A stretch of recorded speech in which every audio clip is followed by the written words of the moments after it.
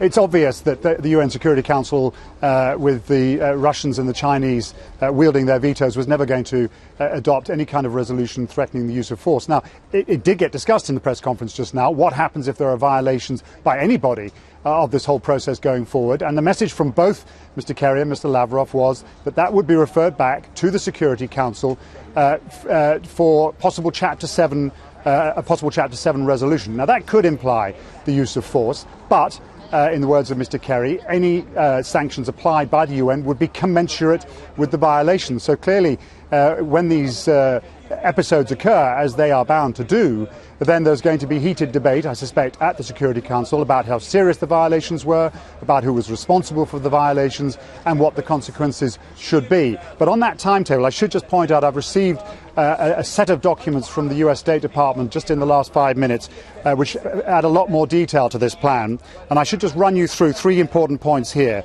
in terms of the timeline. Completion of the initial on-site inspections of declared sites by November by the Organisation for the Prevention of Chemical Weapons, the destruction of production and mixing or filling equipment by November, and the complete elimination of all chemical weapons material and equipment in the first half of 2014. In other words, by the middle of next year. That is an incredibly ambitious timetable, and I think given where we were a week ago, even 3 or 4 days ago, this is a remarkable agreement.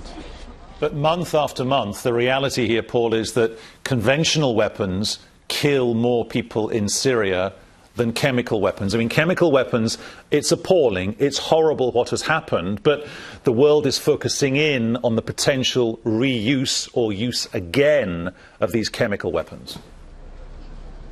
Absolutely. And, let's be completely candid. If no more chemical weapons are used on the ground and the war rages on, then this will have been seen to have been a significant moment, but only a rather discrete moment in this wider conflict. But the implications are considerable.